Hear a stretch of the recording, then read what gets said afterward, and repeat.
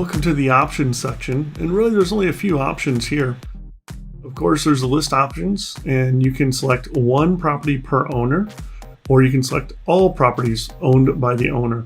One property is the default, and what that means is that if the owner has multiple properties, it's only going to show one of the properties in the record, so that if you're mailing, or texting, or cold calling, or whatever you choose to do and whatever's legal in your state and county, the thing that you do, you're only going to hit the owner of the property once.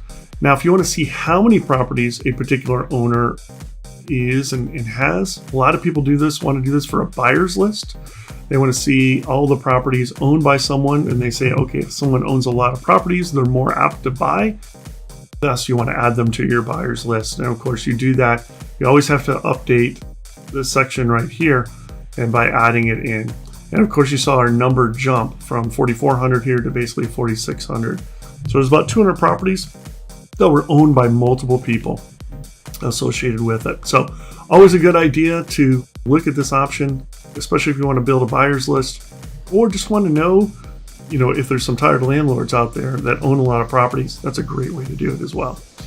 Of course, this is the only option here in the list options. If you have any questions, feel free to contact us on the chat button here. But always remember that you have to hit the update here in order to update the count as well.